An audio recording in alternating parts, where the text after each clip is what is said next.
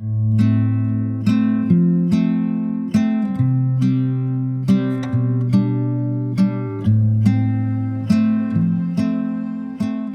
estamos en la última clase del curso de María Laura Méndez, Quiero Tánatos desde la perspectiva espinosiana, y bueno, creo que muchos ya estuvieron en las 3 primeras clases, como siempre muy contento de contar con vos, María Laura, y esta es la última clase, pero tenemos la posibilidad de que en la jornada de cierre de la...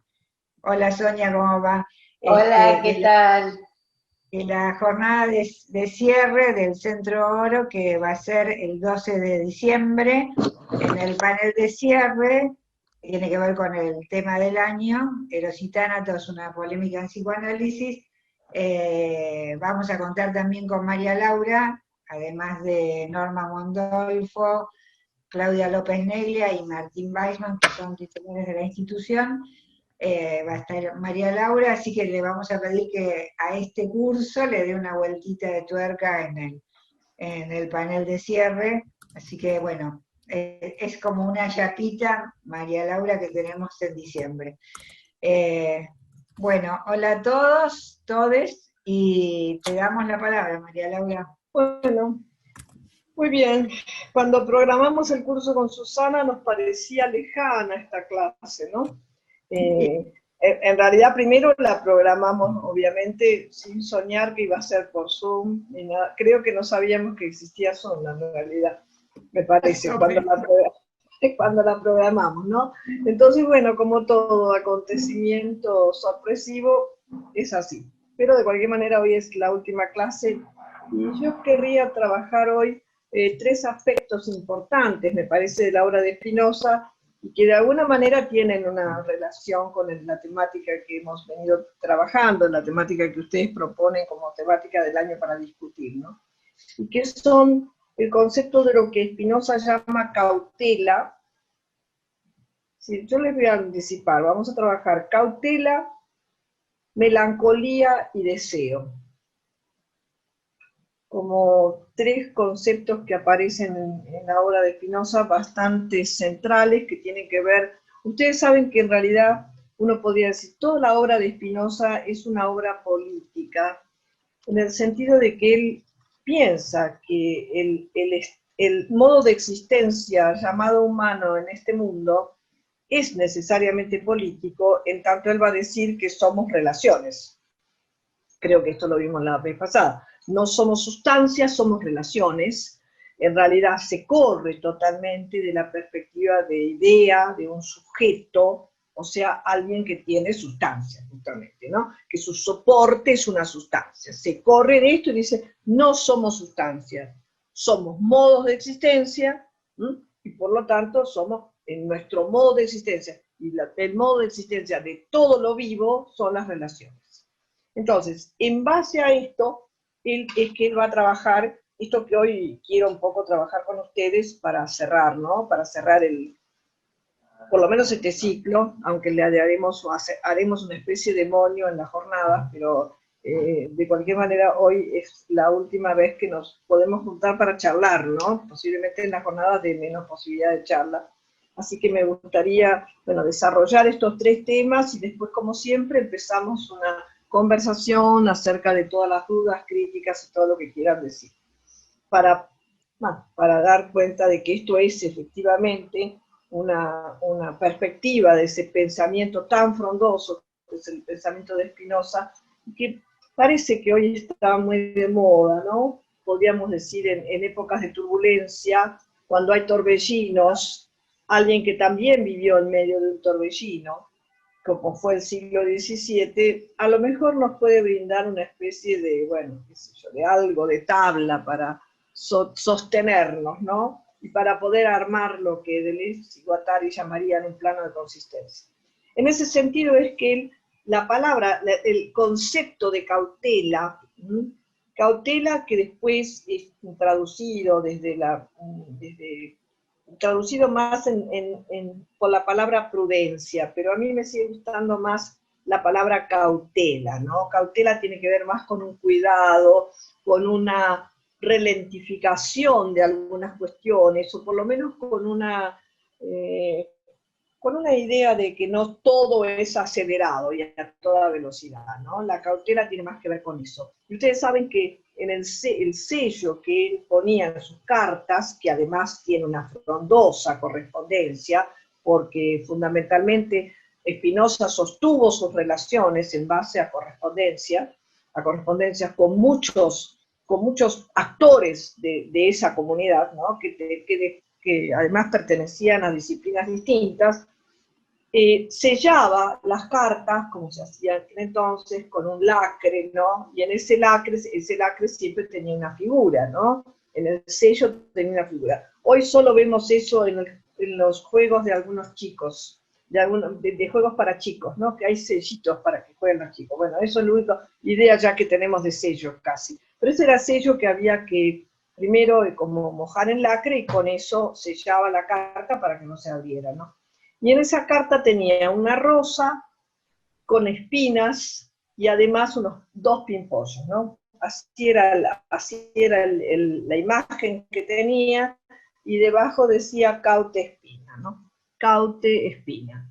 Entonces, se ha dado mucho a hablar qué significaba ese sello para él, y justamente lo que significaba fundamentalmente era cuidado con mis ideas, porque yo sé, ¿no?, que mis ideas son muy poco convencionales, digamos, para la época. Las críticas que realiza Spinoza fundamentalmente a toda la perspectiva teológica y metafísica es suficientemente fuerte como para que se pudiera ir trabajando lentamente.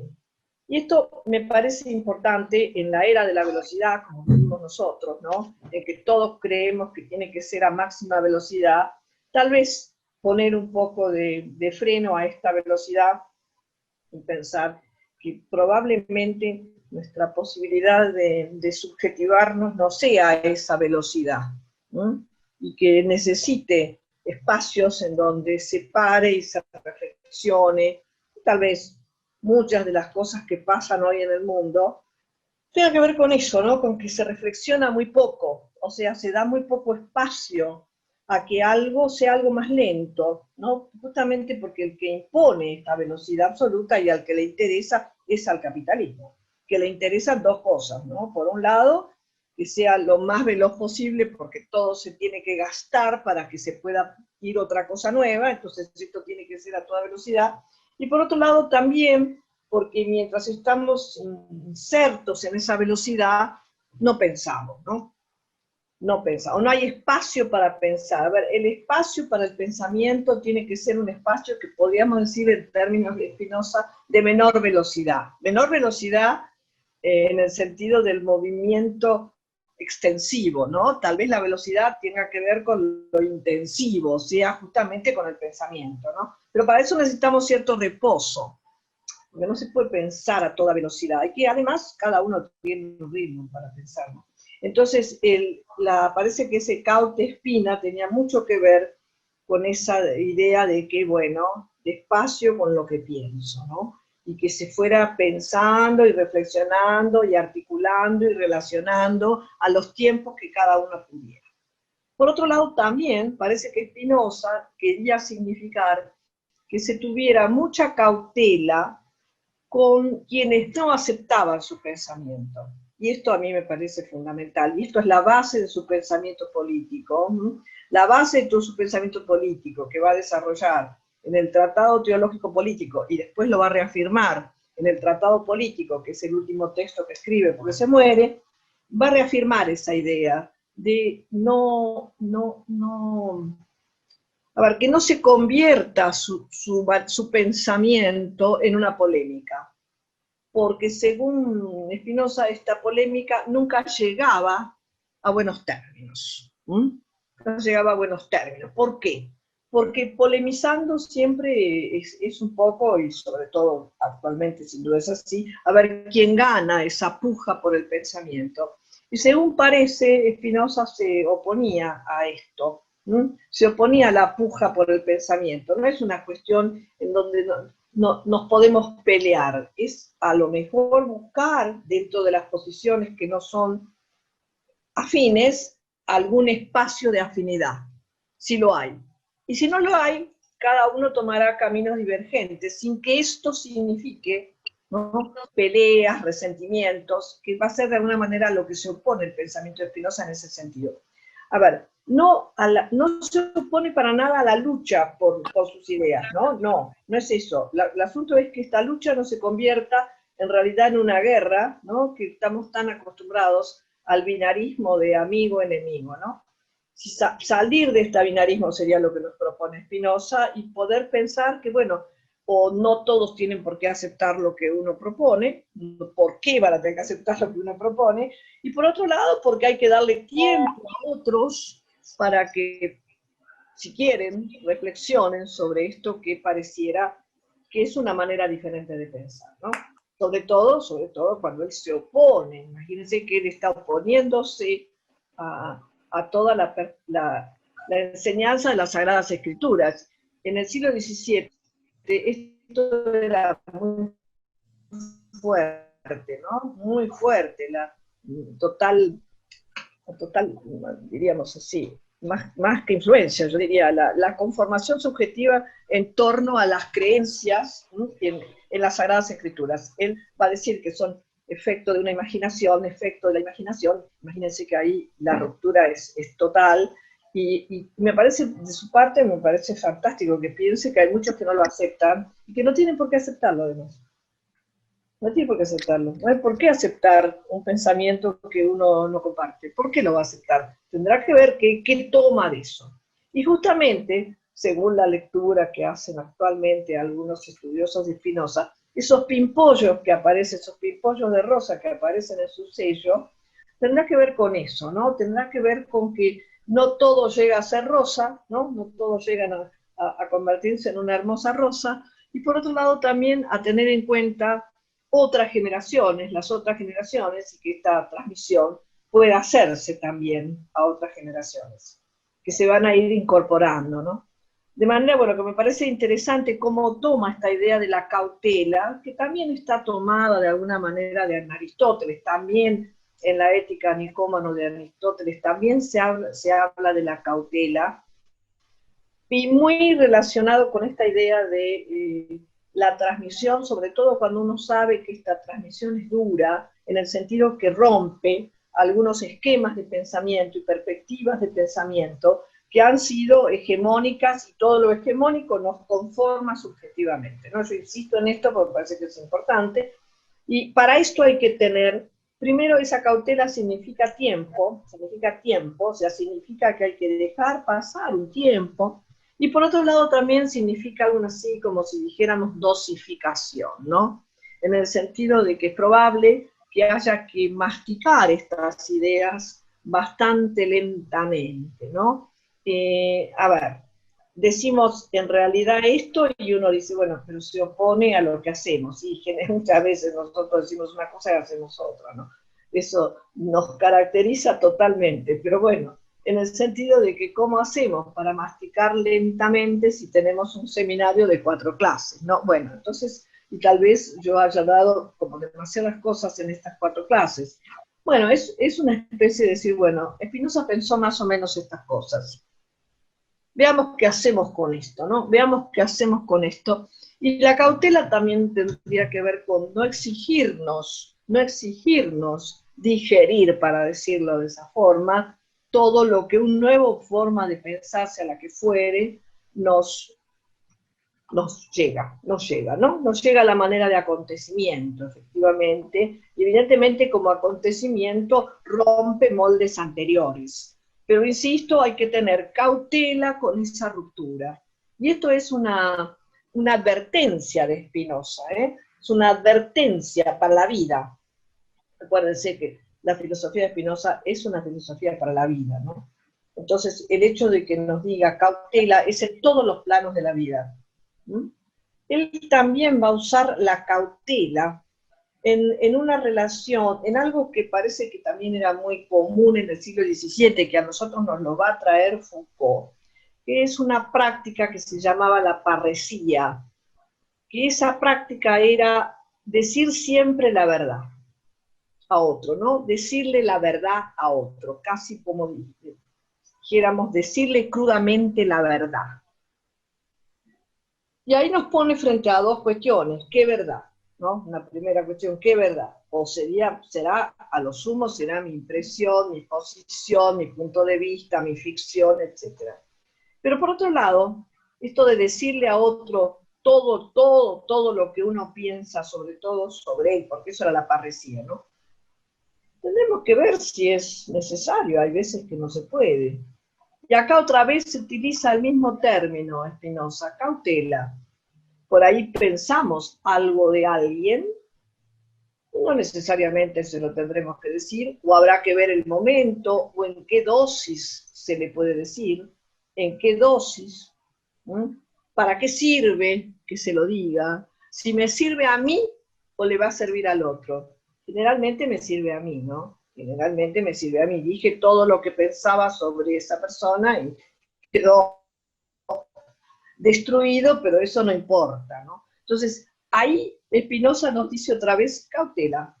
Habrá que ver si es necesario decirlo, en qué momento, qué efectuaciones va a tener sobre el otro. O sea que la cautela la va a utilizar también como una especie de forma de convivencia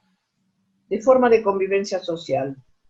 Posiblemente, o casi siempre, no se puede decir todo lo que uno piensa. Habrá momentos en que son los momentos, y habrá otros en donde a lo mejor no es necesario, tal vez porque tampoco a nadie le importe, y por otro lado porque la manera en que se dice puede ser muy hiriente para otro que no es necesario. Ahí otra vez nos va a poner esa misma idea de la cautela. No sé si queda clara esta idea de cautela. A mí me gusta mucho como modo de relación con los otros, ¿no? Pensando siempre en no herir, en no lastimar, y tampoco en pensar siempre una posición de total oposición, que aunque se tenga y está muy bien, no siempre se puede expresar en todos lados y en todo momento de la misma forma. A ver, no sé si esto queda claro. Esa es para él es una virtud política, ¿no? Todas las virtudes para Spinoza, recuerden, no son morales, no está dándonos una lección moral. Nos está pensando en términos políticos y en términos éticos. Por eso es de acuerdo a la situación singular. A lo mejor habrá momentos en determinadas relaciones que no hay que tener la misma cautela que en otros. Esto sería siempre lo que Spinoza va a poner en el lugar de la razón, ¿no? Que es la discriminar. La razón tiene que discriminar, o sea, tiene que discernir. Y tendremos que estar permanentemente discerniendo si es la posibilidad o no es la posibilidad. Lo cual no quiere decir que no nos equivoquemos, por supuesto que sí, pero por lo menos es una posición frente a la vida. La cautela sería exactamente eso, una posición frente a la vida. Por supuesto, pensando como piensa Spinoza, siempre a la vida social, ¿no? O sea, a la vida en relación con otras. Bueno. Esto sería la primera cuestión que yo les quería plantear hoy. Un poco como más o menos despedida de este espacio. Bueno, cautela. Y en los tiempos que cada uno tiene, en los ritmos que cada uno de nosotros tenemos, poder encarnar alguna de las ideas que hemos trabajado en este seminario, o ninguna. También puede ser, o ninguna. También cautela, diría yo, tomándolo a Spinoza, cautela con la crítica, ¿no?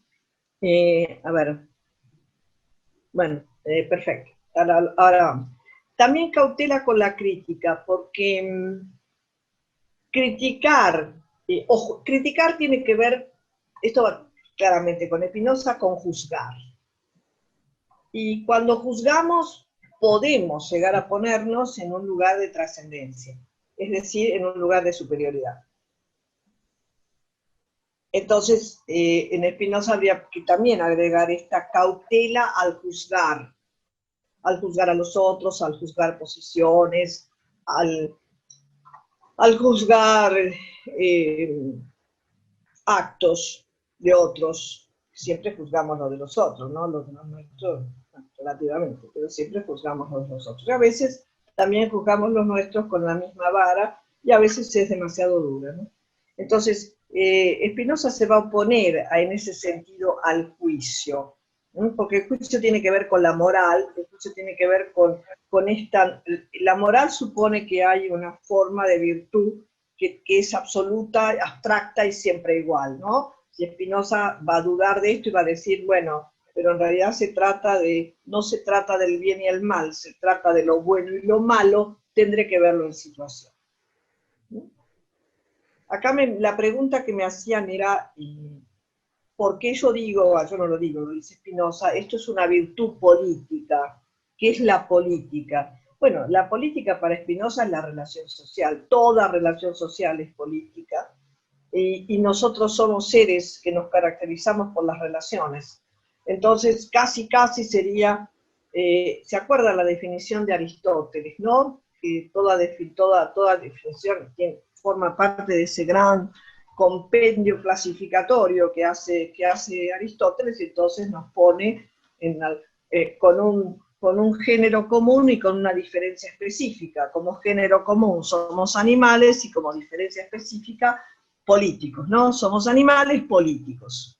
Bueno, hoy no se aceptaría esta definición de Aristóteles, porque en ese sentido que lo dice Aristóteles, todos son animales políticos porque todos viven en relaciones, no hay ningún animal que viva aislado, eso no existe. Ese animal solo no existe, salvo en las fantasías que después van a ser usadas, obviamente, en pos de algún imaginario de la individualidad, pero los animales siempre viven, para decirlo en términos generales, en manada, es decir, con otros. Y nosotros siempre vivimos con otros, y eso es la política. La política tiene que ver con que somos seres, como dice él, somos relaciones, no dice que somos seres, somos relaciones, no somos sustancias, somos relaciones. Y la manera como establecemos esas relaciones, eso es la política. ¿No? O sea que hay política en todas partes, hasta casi podríamos decir que en términos de Spinoza, hasta hay política con uno mismo, pensando en términos de una política de subjetivación, justamente, ¿no? Porque estamos en relación, vivimos en relaciones, somos relaciones. Entonces, la política abarca todos los campos de la vida para Spinoza, no hay solo un campo político. Después él se va a dedicar específicamente a un campo de lo político, pero como sería como una parte de esa totalidad de la relación social, que va a tener que ver obviamente con el ejercicio del poder como dominación, ¿no? Son dos aspectos que Spinoza marca claramente. Hay una diferencia entre el poder como potencia y el poder como dominación. Si pensamos en términos del poder como potencia, o sea, como todo lo que podemos, y lo que podemos fundamentalmente hacer, porque para Spinoza la acción es lo propio de todo lo vivo, bueno, nuestras acciones son necesariamente acciones políticas, porque se relacionan con otros y tienen efectos en otros, afectamos a otros y nos afectamos a nosotros mismos, por supuesto, en esa relación. No sé si queda claro qué es político. El político es mucho más abarcativo que lo que tenga que ver con el poder en un Estado. Y no porque después Spinoza no lo trabaja, porque sí lo trabaja específicamente en los dos textos que les decía, tanto el Tratado Teológico Político como el Tratado Político, ¿no?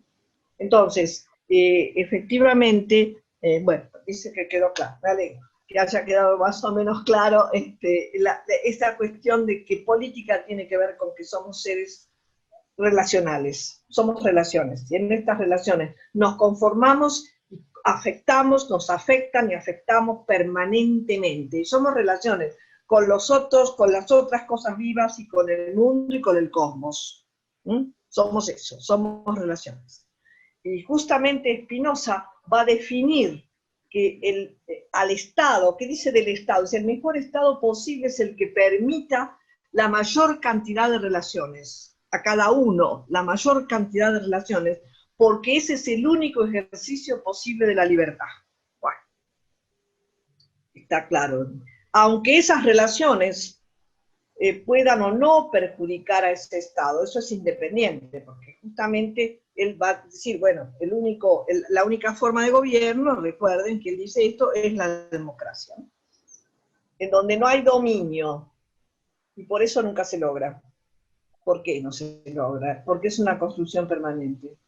Spinoza sería como que nada de lo que a lo que él aspira, digamos, se logra definitivamente. Y eso es muy interesante. Se logra en un proceso constante. Se logra en un momento, pero eso requiere un trabajo permanente sobre ese logro. De lo contrario, cualquier forma democrática se puede convertir en forma de dominio. Y a mí me parece que esto es muy interesante para trabajar, ¿no? Sí, la democracia se construye permanentemente en un accionar de relación, de amplias relaciones. En cuanto se consuma la democracia y se corre el peligro de que se convierta en tiranía, dice. Entonces, a ver, ¿hay algún otro comentario que quieran hacer? Alguien que tiene, por favor, sí, porque si no se interfiere. Sí, no, por favor, todos cierren sus micrófonos, salvo el que quiera hablar, que después levanta la mano. Por supuesto. Dale, por supuesto. María. Bueno, ¿Cómo? No, que te iba a decir que, bueno, después en algún momento en el intercambio, digo, da tanto para pensar lo que estamos viviendo que... Totalmente.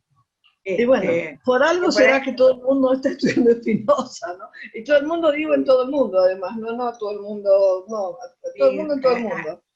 Por algo será. De esto de las relaciones de poder y, digo, en algún lugar podrías después pensar cómo se junta con la idea freudiana de Eros y Tánatos, porque el poder como dominio, hay algo de eso que está en juego, ¿no? Pero bueno. Para mí se juntaría justamente en que el poder como dominio, bueno, sería lo más parecido a la pulsión de muerte de la que habló Freud. Yo creo que ahí habría que anudar la cosa. El poder como dominio lleva a la muerte, mata y nos mata a cada uno, ¿no? Si incluso nos ponemos en ese lugar de creer en el poder como dominio, porque eso, como dice Spinoza, ¿no?, es justamente lo que los despotentiza. Y cuando estamos despotentizados, se acabó la política para Spinoza. Bueno, para Spinoza y para cualquiera, porque esto ni siquiera es tampoco para Spinoza solo, ¿no? El dominio mata la política. Hay política cuando hay disenso, ¿no?, como dice Rancière, no consenso, sino disenso. No oponiéndose a la idea de consenso, porque la idea de consenso en Spinoza es construir consenso, ¿no? Construir consenso que se va a destruir rápidamente, ¿no? Sería estar permanentemente construyendo consenso, que es un trabajo, por supuesto, ¿no? Pero en cuanto pensamos que ese consenso en cuanto pensamos que esto es, y que ya no, entonces no hay que seguir trabajando, ahí podemos caer en el peligro del dominio. Entonces a mí me parece que en ese sentido se podría pensar estas relaciones, tal como Spinoza dice, la relación de la libertad, que él también dice, no nacemos libres, nos hacemos libres, es una construcción la libertad, y es una construcción permanente, pero nos hacemos libres en tanto aumentemos nuestras relaciones.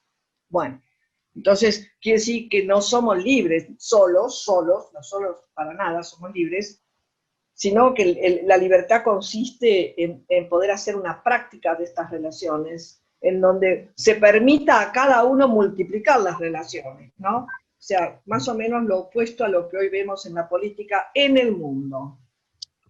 Porque evidentemente el modelo político no siguió el modelo spinoziano, sino el modelo hobbesiano. Y bueno, evidentemente no es lo mismo. Hay una cuestión ahí casi de incomposibilidad.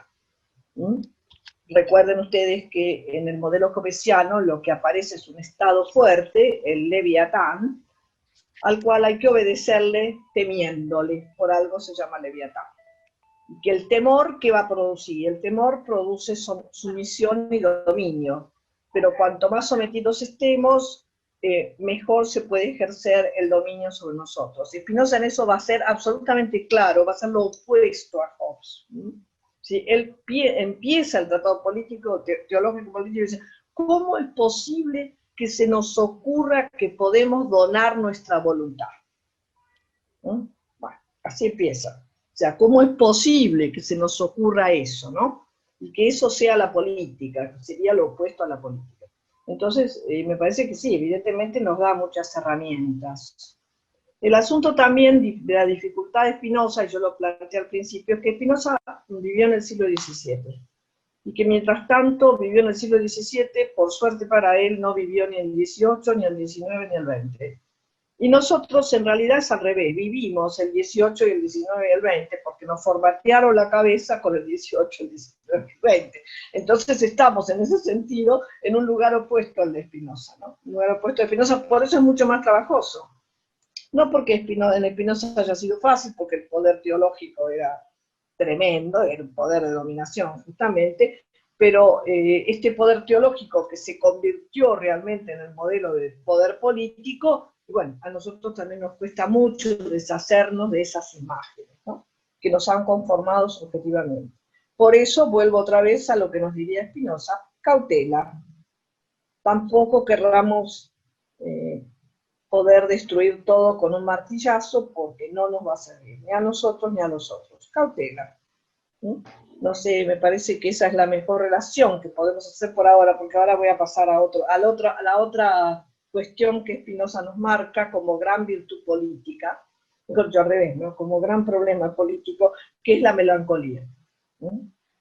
Él dedica una parte de la ética a hablar de la melancolía, pero además después va a insistir en esta, algo así como si dijéramos una contravirtud sería, ¿no? Porque es lo más opuesto a la virtud. Y él dice, es lo más peligroso que nos puede pasar, caer en la melancolía, porque la melancolía sería el punto mínimo de nuestra expresión de la potencia. Si nosotros nos caracterizamos por una potencia singular y por esta característica que es la posibilidad del aumento y la disminución de potencia, la mínima expresión de potencia sería la melancolía. Y él dice que a diferencia de otros peligros que también asemeja a la melancolía, que son fundamentalmente la avaricia y la soberbia, la melancolía estaría como emparentada, digamos, también con estos otros dos grandes defectos, sería una palabra para usar opuesta a virtud, que es la avaricia y la soberbia, ¿no? Pero él dice, de cualquier manera la melancolía es aún más peligrosa, porque la melancolía abarca en la totalidad al cuerpo y por supuesto al alma, ¿no? Recuerden que lo que le pasa al cuerpo le pasa al alma y lo que le pasa al alma le pasa al cuerpo. Y en esta manera de pensar, las afectaciones, como la tristeza y la alegría, sería, ¿no? La melancolía sería el máximo de la tristeza que nos invade absolutamente todo. Y esta melancolía supone entonces que ya no hay casi, como si dijéramos casi, porque nunca es del todo, desaparece totalmente la afuera, ¿no? Desaparece totalmente la afuera, desaparece totalmente esa exterioridad y caemos en una especie de pozo en donde nos es muy difícil salir. Él lo que dice además es que el problema no está en que se caiga o no en la melancolía, porque en la mayoría no es que dependa totalmente de nosotros, sino que hay algo así como agentes de la melancolía.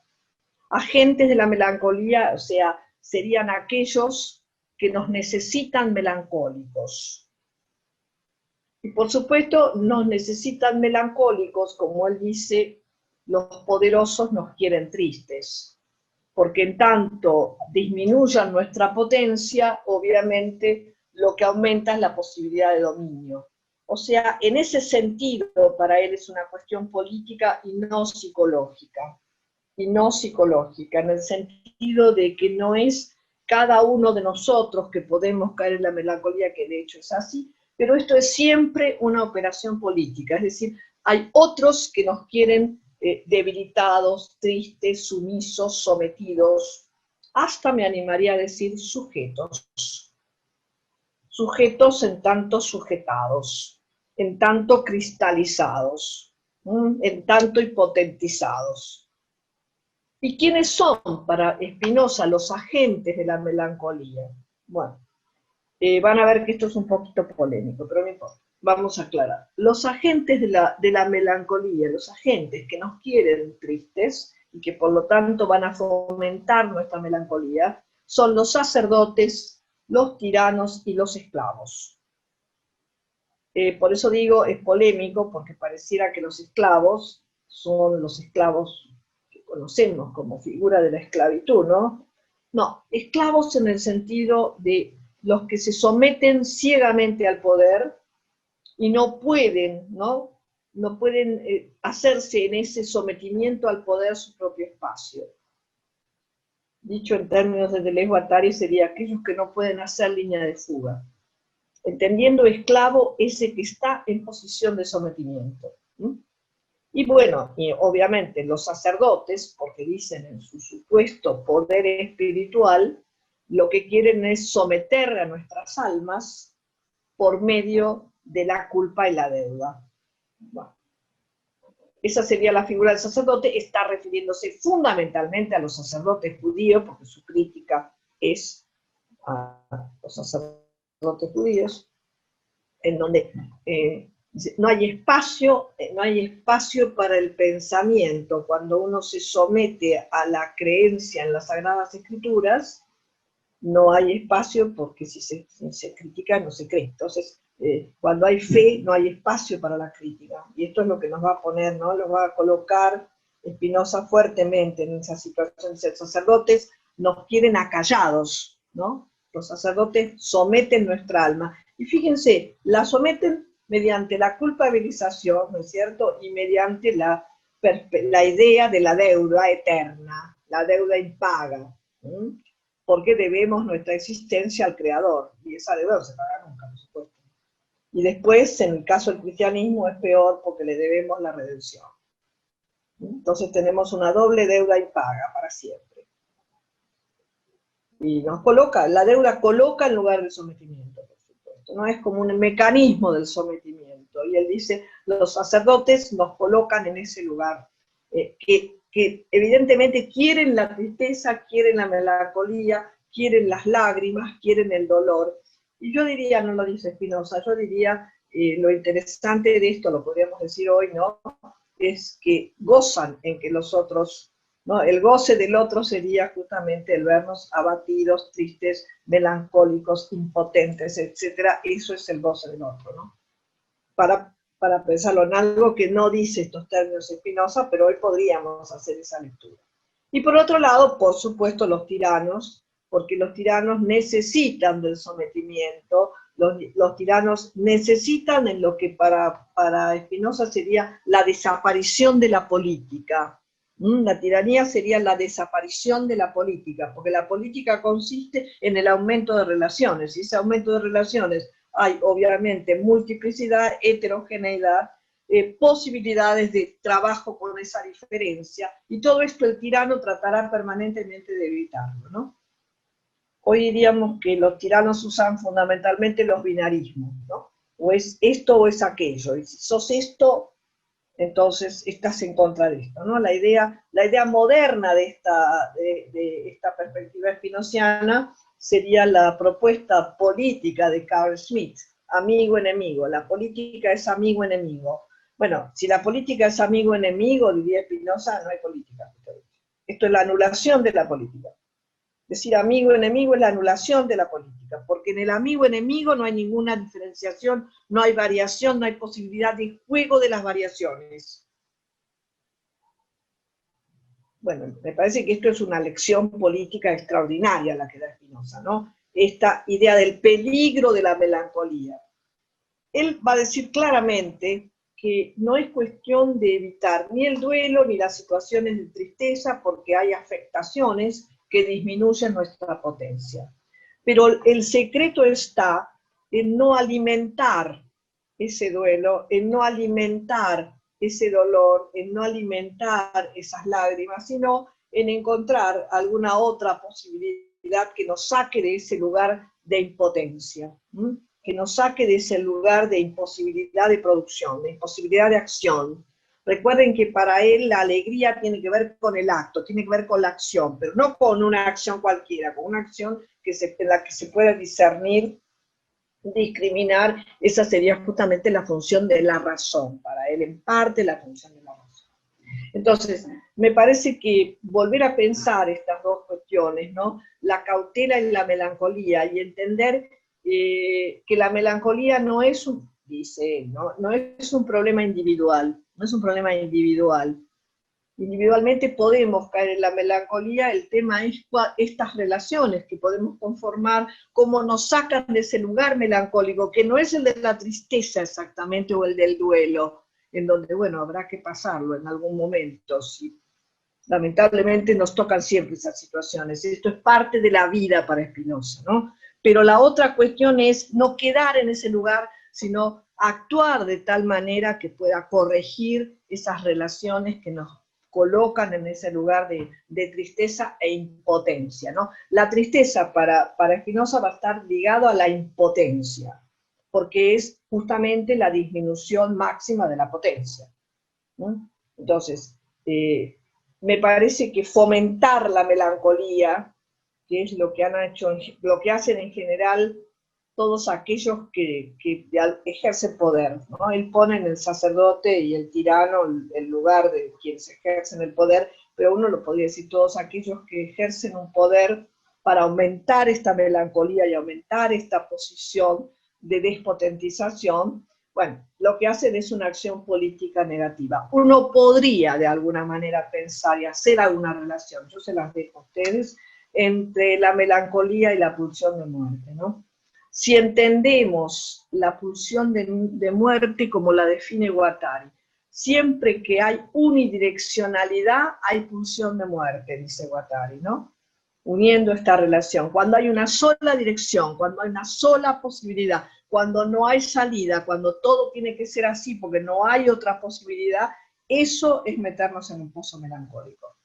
Eso es entristecer, pero eso, claro, eso tiene efectos, porque eso nos coloca en esa posición, y entonces no nos permite pensar, no nos permite ver salidas, que ahí estaría como, sería, a ver, si unimos esta idea spinociana, ¿no?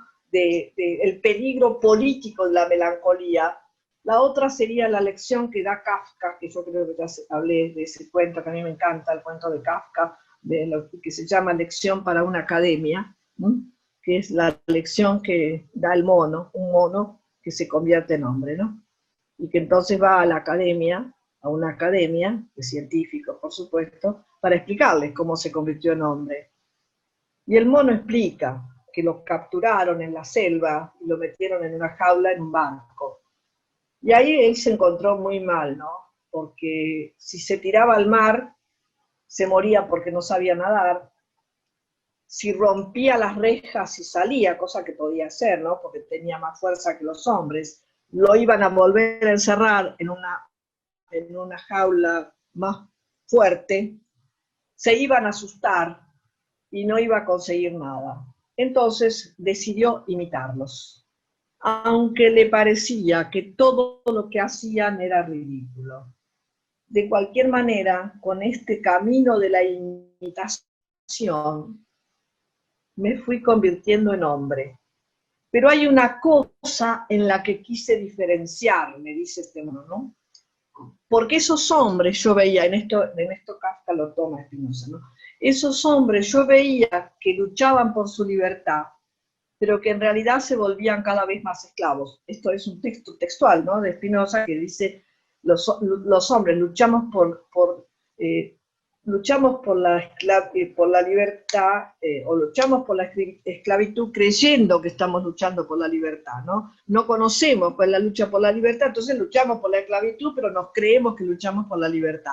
Bueno, este mono de Kafka había aprendido, parece, algo de Spinoza, y dice algo así: en algo no imité a los hombres, no quise luchar por mi libertad, porque luchar por la libertad significaba matar a todos los hombres que estaban ahí, porque él tenía fuerzas para hacerlo, ¿no? Y por otro lado, romper las rejas y hacer todo eso. Sino que lo que sí hago es no luchar por la libertad como hacen los hombres, sino siempre buscar una salida. una genialidad, es una genialidad. Esta idea, ¿qué es idea de Spinoza? ¿No? Es buscar una salida. ¿Qué es buscar una salida para Spinoza? Discernir, pensar, diferenciar, ¿no? A mí me parece realmente una genialidad decir, en algo no imité a los hombres, no luché por mi libertad, busqué una salida. Y agrega como, ¿no?, el mono, como consejo a todos los hombres de ciencia, antes de entrar a una situación cualquiera, primero busquen la salida. Es magnífico, sirve para la vida, efectivamente. Buscar una salida, porque cada vez que pensamos que no hay salida, es efecto de la melancolización. Y cuando estamos diciendo no hay salida, no hay otro camino que este, no se puede hacer otra cosa, estamos en el lugar de lo que Freud llamó pulsión de muerte. Que uno también tiene que entender que esta pulsión de muerte, ¿no?, está dicha en un momento muy especial, ¿no? Obviamente, después de haber vivido una guerra, casi pareciera que no había salida, ¿no?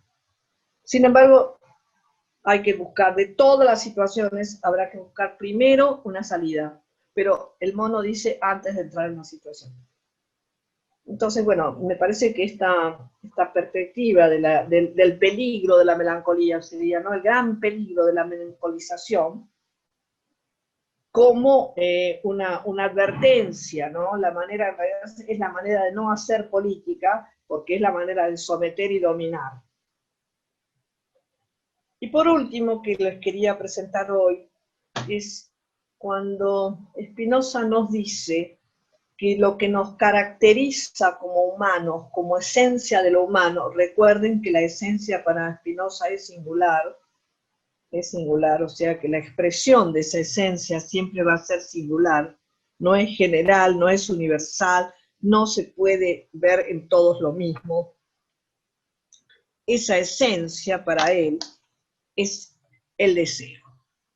Lo que caracteriza la condición de existencia, nuestro modo de existencia, es el deseo.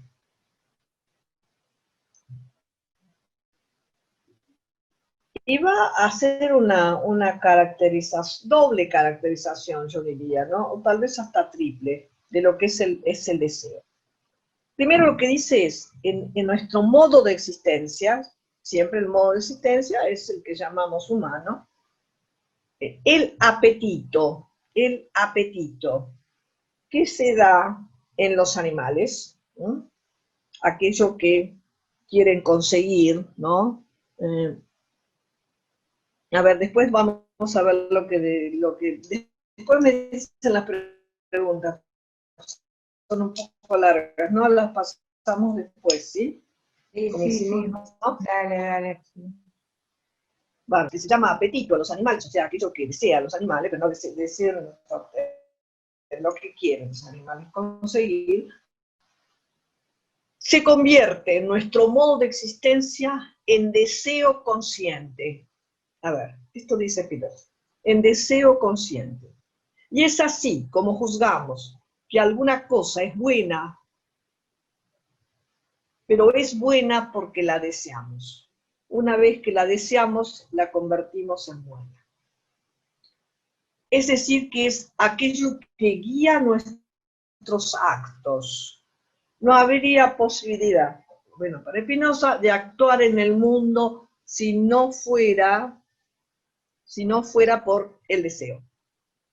Es decir, traducido a como lo van a decir Deleuze y Guattari, el deseo es lo que nos permite investir el mundo.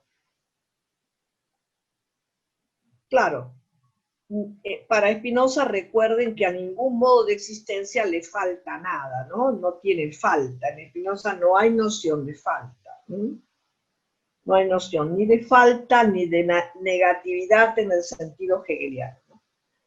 O sea que cada uno tiene lo que tiene que tener, o sea, la potencia que tiene que tener, y en cada momento hace lo que puede. Este hace lo que puede usa su potencia de la manera que puede.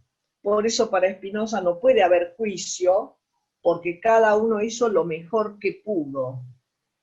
Y Spinoza lo usa también para usarlo contra el remordimiento, ¿no? Si yo pienso, bueno, sí, pero estuve muy mal, debía haber hecho otra cosa, claro, pero lo digo ahora.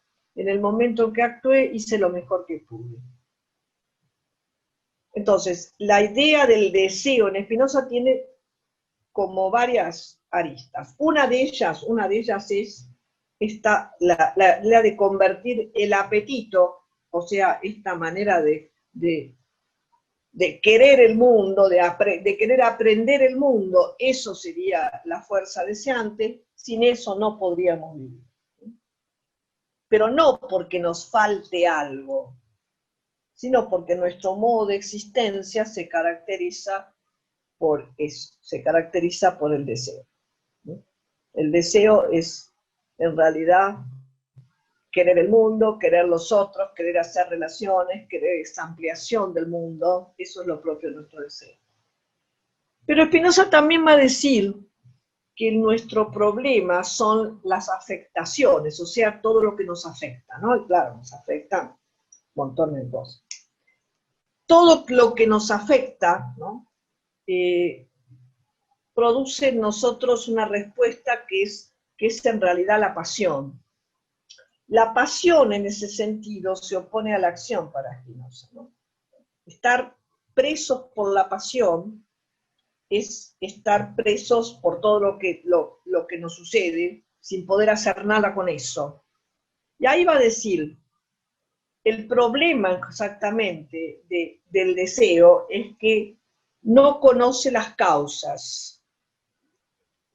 Las causas, conoce efectos, pero no conoce las causas. Las causas permanecen inconscientes.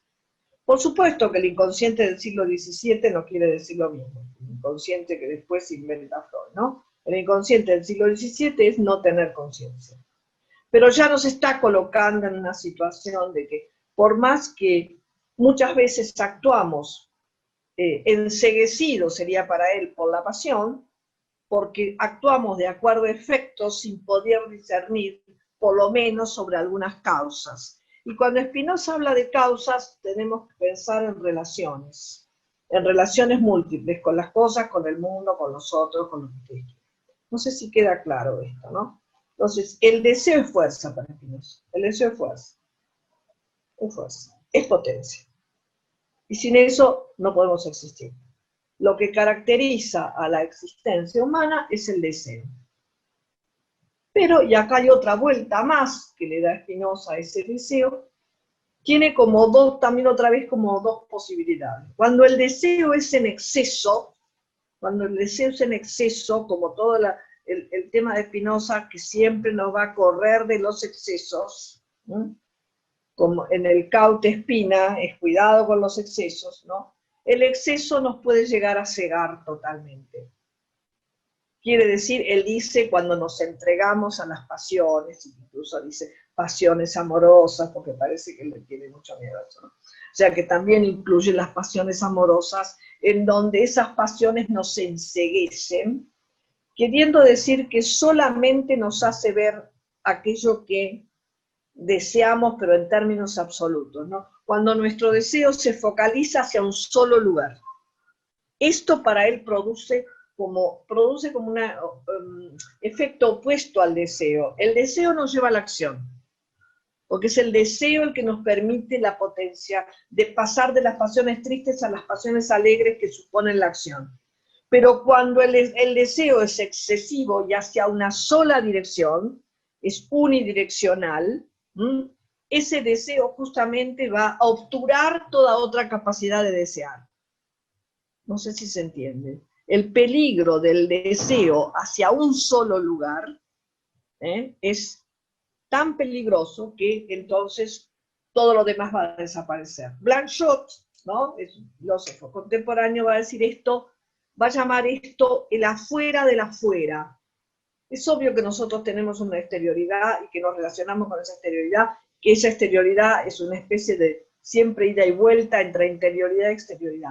Pero cuando ese afuera, el Blanchot, ¿no? Dice, es afuera del afuera, es que vemos una sola cosa afuera, y todo lo demás se obnubila, todo lo demás desaparece. ¿Mm? El ejemplo que va a poner Deleuze al comentar afuera del afuera, es el ejemplo del texto de Moby Dick, ¿no? Lo único que ve el capitán Achaf es la ballena blanca, se olvida de todo lo demás, no piensa en ninguna consecuencia, no piensa en ningún efecto, solo es eso, ir a matar a la ballena blanca. O sea, y todo lo demás desaparece. Eso es una de las posibilidades, fíjense, del camino, de este camino deseante, como condición deseante, pero por supuesto muy peligrosa, porque en realidad y paradójicamente anula la condición deseante.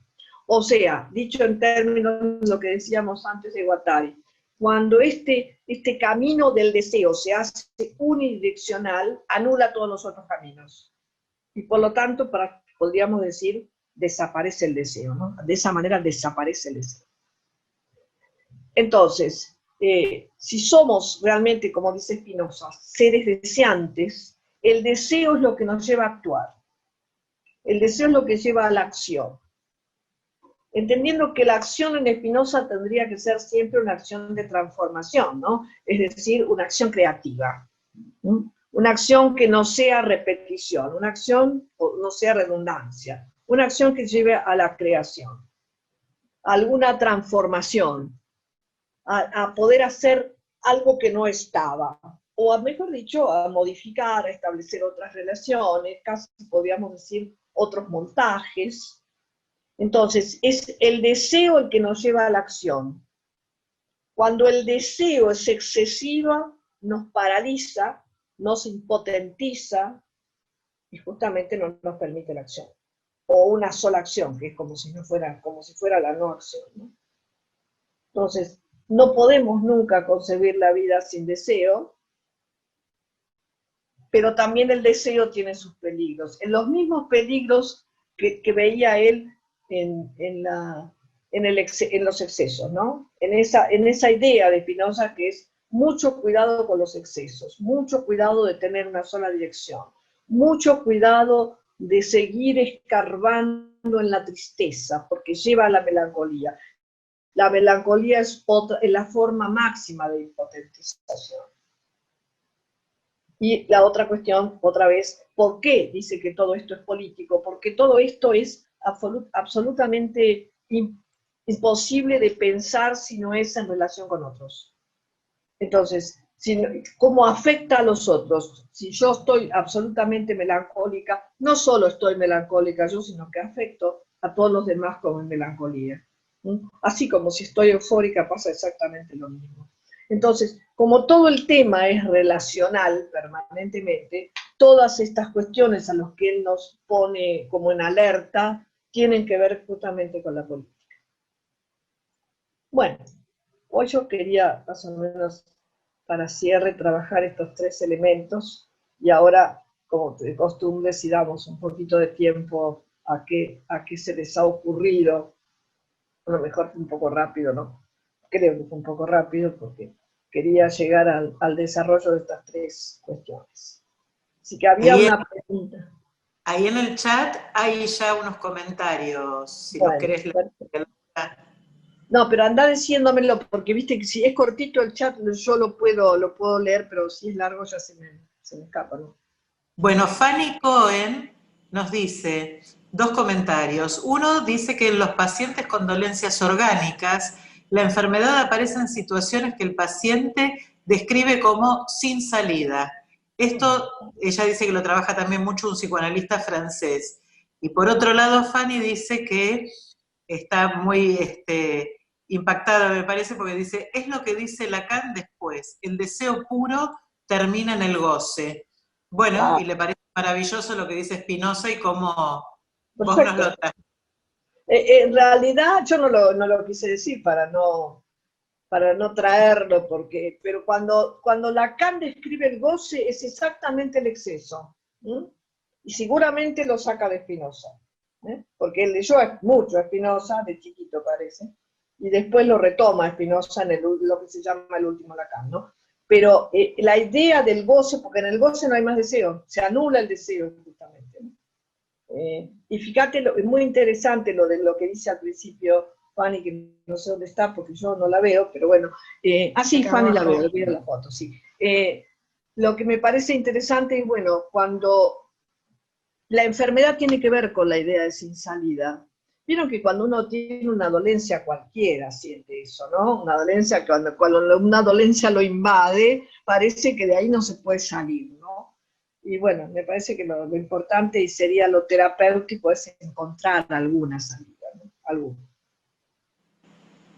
Sí, sí, exactamente. Lo del goce me parece Sí, perfecto. pensaba esto que vos decís, hay un concepto freudiano muy básico que todos los que estamos acá me parece que conocemos, que dice Freud en Introducción del Narcisismo, me parece que era ahí, que cuando hay una dolencia, y él da el ejemplo del dolor de muela, Hay toda muelas. la libido queda ubicada ahí, y es esta cuestión de toda la energía puesta en un solo lugar y que trae aparejado un problema, porque no están tendidos los lazos, ¿no? Exactamente, exactamente. Es cierto que cuando tenemos un gran dolor, esto es imposible, ¿no? Un dolor de muela, como dice Freud, va de todo, ¿no? Sería en el toda la libido, que es lo mismo que decir toda la potencia, toda la fuerza, está dirigido a eso. Bueno, pero a veces sí hay un dolor de muela, no sé cómo, a veces hay que esperar, ¿no? No hay más que calmarlo, pero en realidad siempre sería la idea, ¿no? La idea del peligro de que toda la potencia esté dirigida a un solo lugar. Esto que Guattari llama la unidireccionalidad, el peligro de la unidireccionalidad, ¿no? Por eso a esto hay que contraponerle multiplicidad. No hay otro camino que la multiplicidad, porque bueno, ahí se abren las posibilidades, ¿no? Se abren las posibilidades, puede ser esto, puede ser aquello, puede ser lo demás. O sea, ¿no? El ejemplo del Tao, me parece, para pensar otras cosas, ¿no? El Tao dice, al Tao no podemos, el Tao es el ideal, pero no podemos llegar, salvo que recorramos los 3.600 caminos para llegar al Tao, pero nunca se llega directamente, el camino se va y se vuelve, se va y se vuelve, o sea, no se llega, pero mientras tanto se está caminando, acá también sería el mientras tanto, porque de última la vida es un mientras tanto, entonces mientras tanto vivo de acuerdo a esta potencia. Esto es lo que Spinoza dice y diferencia, ¿no?, con la religión, este Dios naturaleza que crea, indudablemente crea un Dios naturaleza, que es un concepto, por supuesto, no es el Dios ni que nos va a castigar, ni que nos abandonó, que nos creó, ni nada por el estilo, ni al que le debemos nada, sino que es, él dice eso, ¿no? Es la experiencia de la divinidad en nosotros, pero la divinidad es la potencia. Va. O sea, la posibilidad de experimentar la potencia, eso sería para él el sumum del conocimiento, ¿no? Lo que él llama tercer género de conocimiento es experimentar la potencia, no permanentemente, por momentos. Como por flash, en un flash uno experimenta la potencia, no está todo el tiempo experimentando la potencia, esto es casi imposible. Entonces, bueno, me parece que eso sería justamente un solo camino lleva a la muerte. No hay otra posibilidad. Y puede ser a la muerte individual, a la muerte social, ¿no? Bueno, Sí, por eso me parece, a ver, María Laura, por ahí, no sé si se puede ampliar, pero me parece que la cautela que trajiste hoy, que para mí es como un concepto que no lo tenía, me parece tan interesante porque tiene que ver justamente la cautela para el exceso, la cautela abre al procesamiento, tal cual, la tal cual. cautela abre al devenir. Digo, ¿por qué será? Porque yo pensaba, para que no haya sin salida, se necesita cautela, ¿no? Y como que es como una posición, no sé, política subjetiva, ¿no? Pero que no está no está nombrada. A mí No, me sorprendió que trajeras la cautela, ¿no? Como que en todos los conceptos que vamos trabajando, no aparece, no aparece nombrada en general, digamos, ¿no? Ni en nuestras teorizaciones, ni en los discursos es verdad. políticos. No, en el discurso político seguro que no, porque en realidad la modernidad capitalista, la cautela es lo que menos tiene, ¿no? Porque la velocidad absoluta se opone a la cautela. La cautela siempre es tener, se usa más la palabra con la que después se traduce más o se vulgariza en el latín, que es prudencia, pero es más linda la palabra cautela que prudencia, porque no sé, prudencia, a mí por lo menos me gusta más esa idea de la cautela que supone como un manejo de esta velocidad, lentitud de la que habla Spinoza, ¿no? Siempre a toda velocidad no, a veces a lo mejor sí. Este juego entre la velocidad y la lentitud sería lo que da la cautela, me parece, ¿no? Lo que posibilita la cautela. Sí, dale. Sí, quería que dijeras cómo es esto, porque me sonó algo fóbico, ¿no? Cuando decías que para meterse en algo había primero que encontrar la puerta. Porque me acuerdo un comentario de una amiga que dice que cuando sube al avión, primero mira dónde están las salidas. No está mal, ¿eh? Para Spinoza sería la cautela también, ¿eh? Sí, por eso la cautela es muy de fóbico. Bueno, porque ven que enseguida patologizamos, pero cuando el mono de Spinoza, ¿no? Piensa, fíjense que el mono de Spinoza usó cautela, porque en realidad él hubiera podido hacer otra cosa con su fuerza, como él mismo dice, ¿no? Romper los barrotes, matar a unos cuantos, y bueno, no sé qué le hubiera pasado, pero la cautela es un ritmo que usó, que fue lentamente imitando. Pero eso lo usó como salida, eso era la salida, ¿no? Esa es la salida. La salida no siempre es una puerta, obviamente, uno la tiene cuidado con la puerta, pero... Por supuesto. No, pero yo te digo que no está mal, a mí me ha pasado, yo me acuerdo, ¿no? ¿Vieron cuando íbamos al cine en Buenos Aires, los cines chiquitos, que uno le daba la sensación de que podía pasar algo ahí porque no podía confiar demasiado? Yo siempre busqué la salida, ¿no? Porque no está mal buscar la salida, no está mal buscar la salida. Pero lo que yo quería decir, y quería preguntarte a vos cómo lo piensa él, porque en realidad para poder meterse en algún lugar, a veces uno no sabe, es porque está dentro, es que va a poder pensar qué hacer. Por supuesto.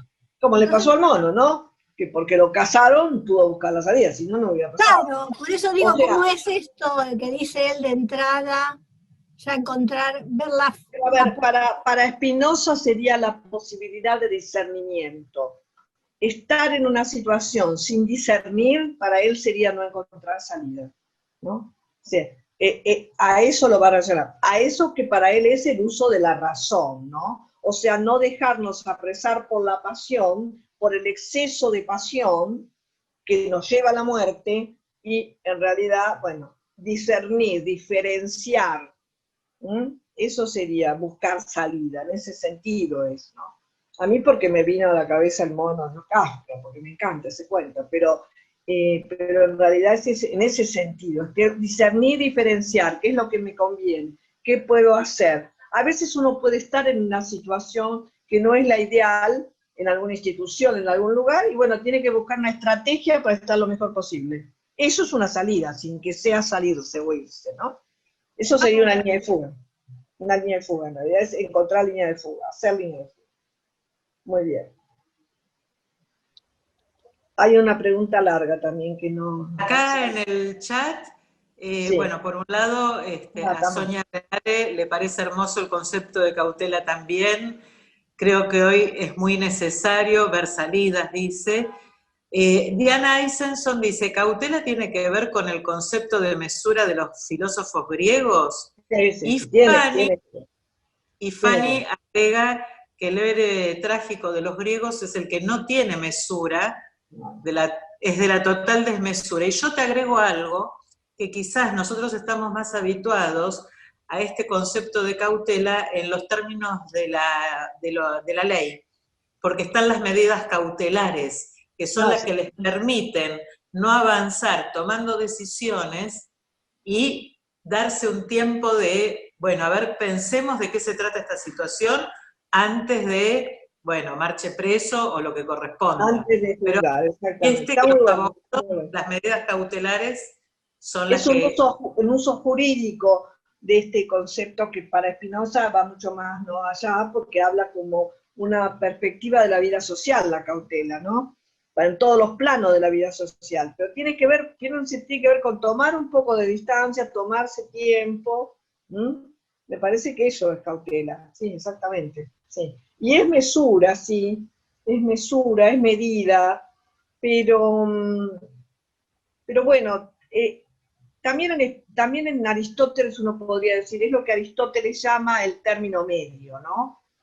Pero en realidad uno podría pluralizarlo, hay muchos términos medios, no se puede hacer un solo término medio, no se puede generalizar, se verá en situación. Que va a ser insistir Spinoza todo el tiempo. Entonces dice, la cautela hay que medirla en la situación, que es lo que a lo mejor en algún momento no habrá que usar cautela. Bueno, será dado en la situación, no se puede generalizar, tendrá que ser en la situación singular. Bueno, había otra pregunta y otro comentario bastante largo que yo vi por ahí, pero no pude leer. A ver. En Facebook, Amalia Lingenfelder pregunta si la euforia es una pasión triste. Bueno, para Spinoza el peligro de la euforia, ahí sería como una especie de exceso de alegría, ¿no? Ese exceso, si la tomamos así, ¿no? Si la tomamos así, sí, es peligrosa, porque es un exceso.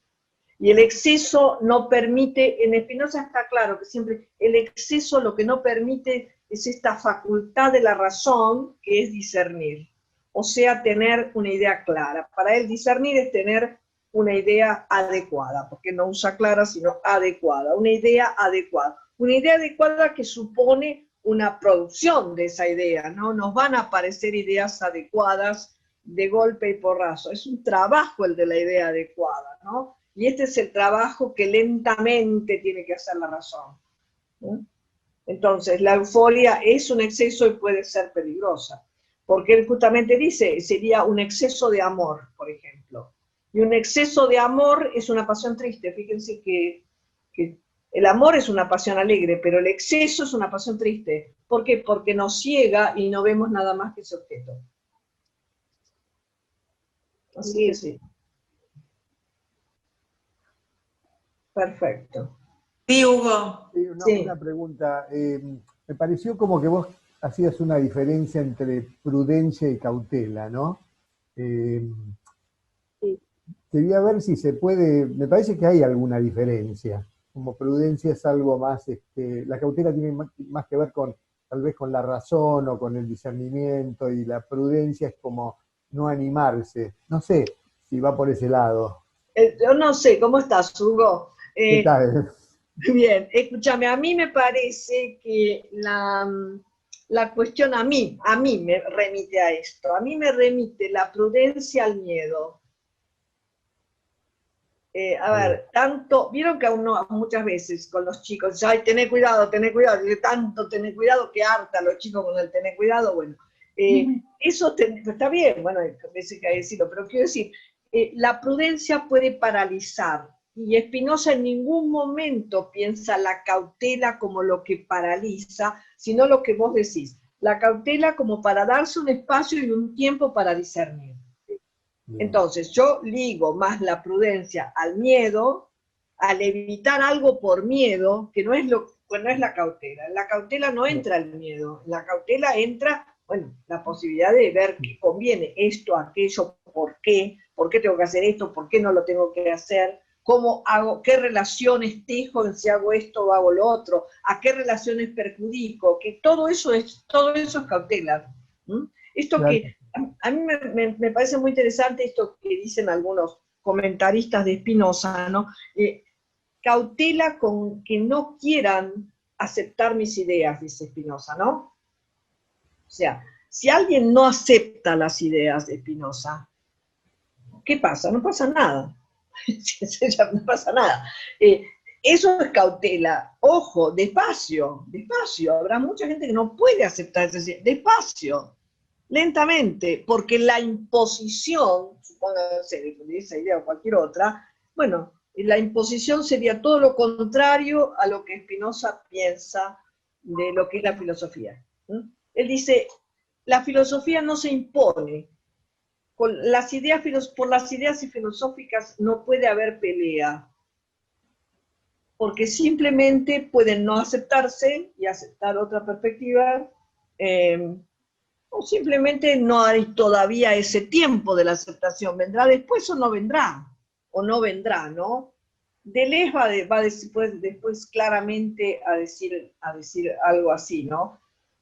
A partir de una persona que en el curso sobre Spinoza le discute y le dice, bueno, es posible que Spinoza no te hable a vos, no te diga nada, pero si no te dice nada, no tenés que insistir con Spinoza, tenés que estudiar un autor que te diga algo, porque si no es un esfuerzo intelectual inútil, ¿no? Inútil, ¿por qué nos va a decir a todos? A algunos no, y bueno, habrá que usar otro camino, sin que signifique nada, sin que juzgue a esto, simplemente porque no nos habla.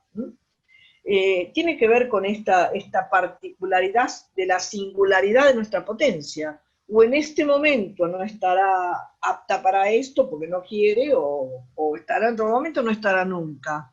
Por eso no hay imposición de las ideas filosóficas, dice Spinoza, ¿no? No se puede pensar en imposición, se puede más bien tomar y respetar perspectivas y puntos de vista, ¿no? Bueno, este es su punto de vista, no es mi punto de vista, pero no es mi punto de vista. Bueno, no hay por qué tener coincidencia absoluta. Nosotros tenemos una especie de obsesión por la coincidencia absoluta, ¿no?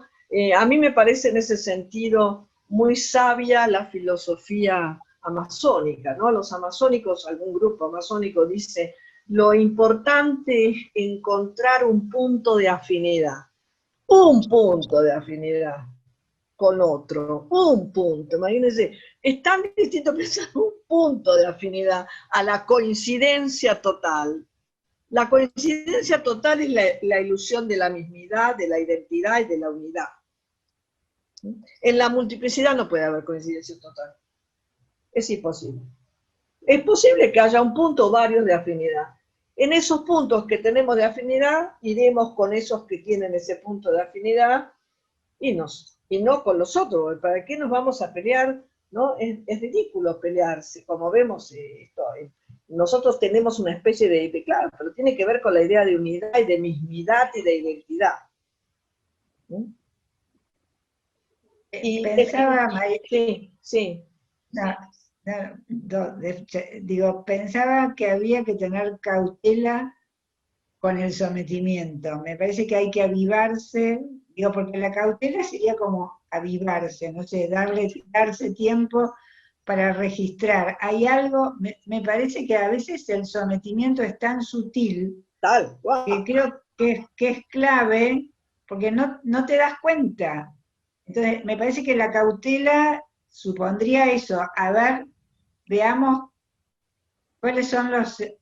¿Qué funciona? ¿Qué está pasando, digamos? Porque si pescas el sometimiento, si no lo pescas, claro, si no lo pescas, se pierde. Cuando Marx dice, ¿no?, que son mucho más esclavos, dice Marx, los proletarios que los esclavos, porque los esclavos saben que son esclavos. Y si uno sabe que es esclavo, verá con eso que hace, pero sabe. En cambio, él dice, esto es Marx, ¿no? El proletario no sabe que está esclavizado. Y ahí, ese es el sometimiento sutil. Y uno tendría que pensar, bueno, ¿qué formas adquiere el sometimiento sutil a nivel de montones de enunciados que son hoy más que vulgarizados, ¿no? Pero las situaciones de sometimiento estamos todo el tiempo teniendo que revisar dónde nos sometemos exactamente.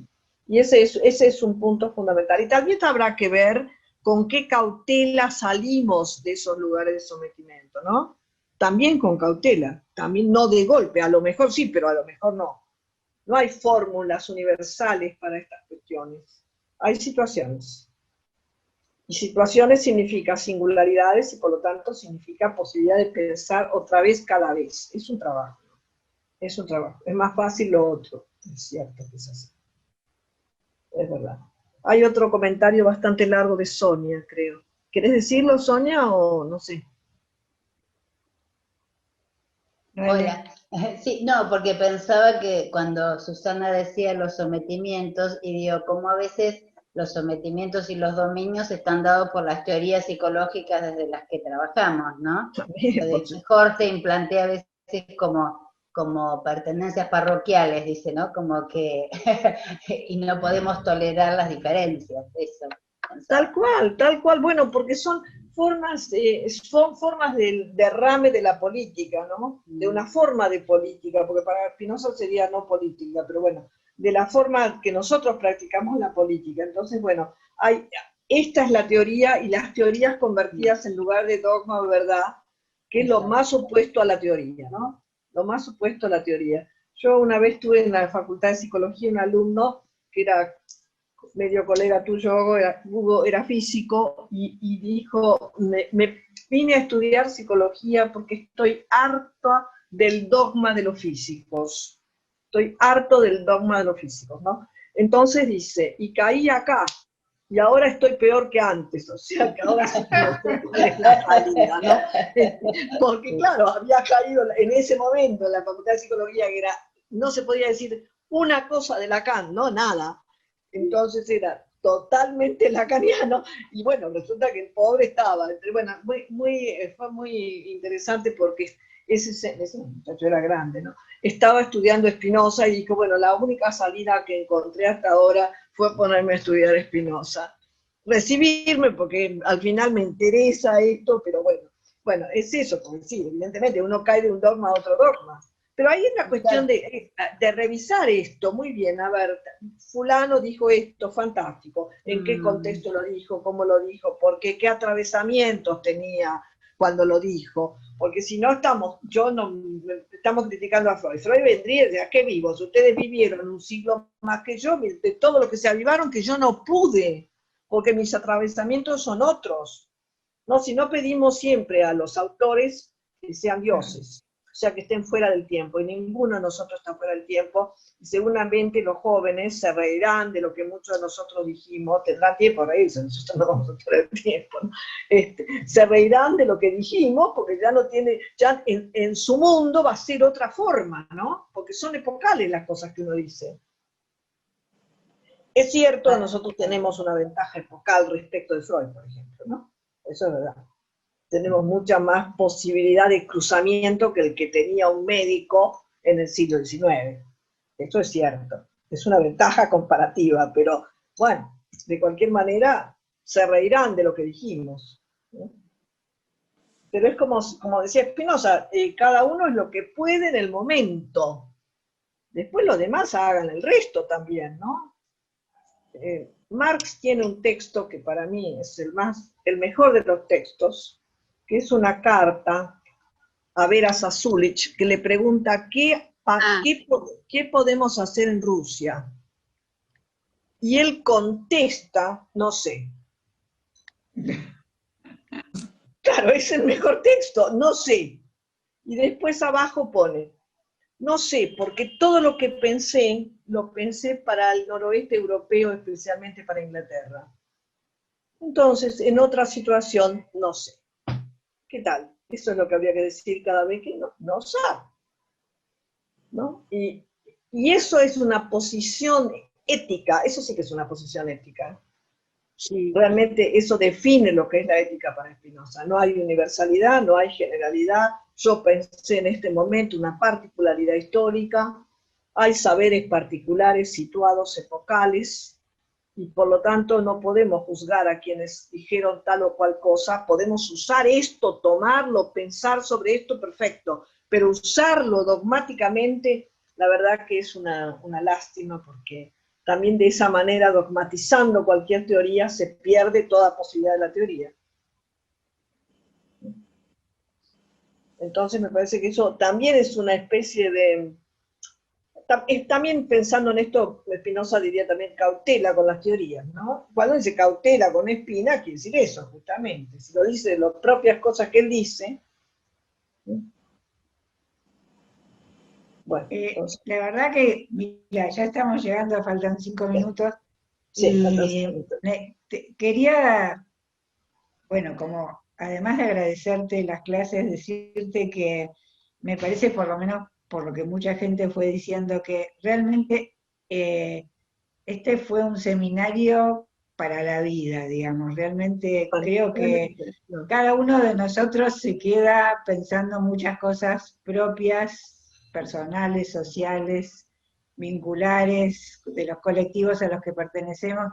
Y creo que es lo más interesante de Spinoza, pero sobre todo de tu modo de plantearlo, María Laura. No quería terminar este seminario sin darte una pequeña devolución, porque sinceramente hay gente que me dice, la vamos a extrañar, porque te vamos a extrañar, porque me parece que en momentos como estos que estamos viviendo, yo creo que las salidas se buscan así, ¿no? En lo micro, en los pequeños colectivos donde podemos reflexionar. Me parece que la cautela es más posible así, en este Zoom, que en los grandes colectivos, o no sé si ya llamarlos colectivos, pero la verdad que es un aprendizaje que va a quedar encarnado en nosotros, este seminario, sobre todo por tu modalidad y por el momento en que está sucediendo, ¿no? Entonces, no sé, la verdad que te lo quería agradecer y quería en nombre de todos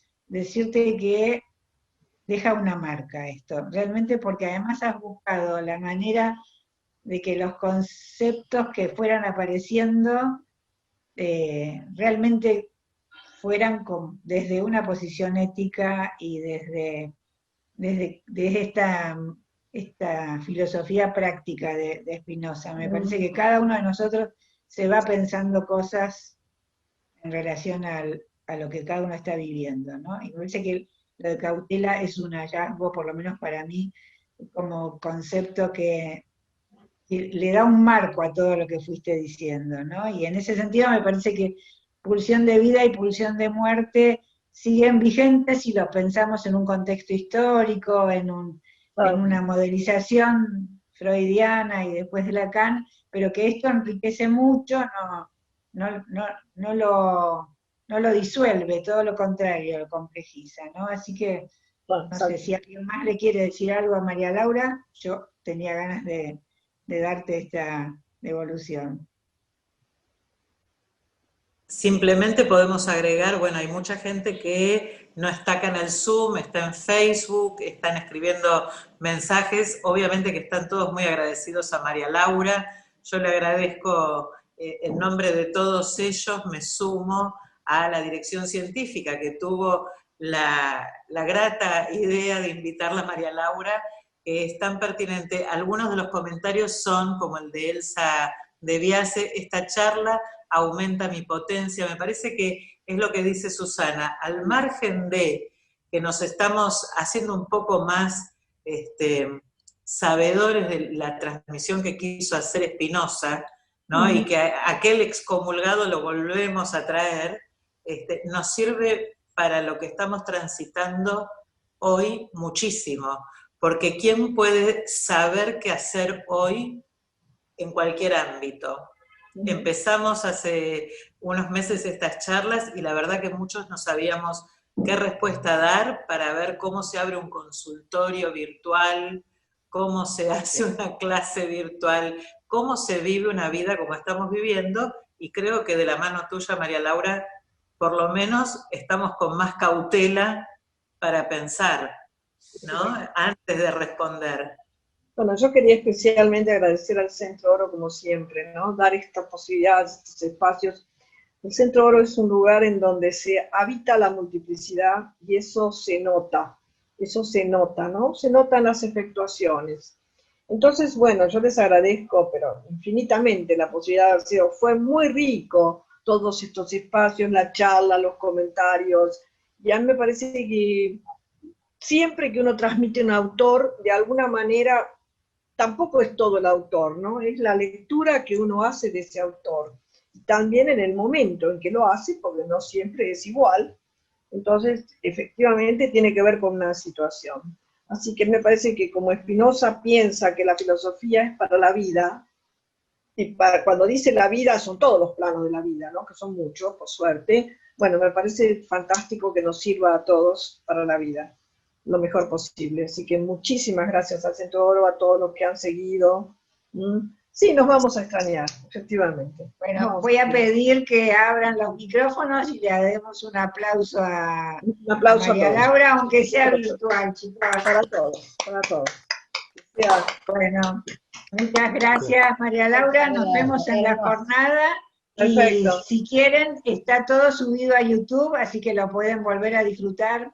Están todas las clases ahí. Bueno, María Laura, la seguimos. Dale. Seguimos. Beso grande. Hasta pronto. Gracias. Nos vemos todos. Chao, chao.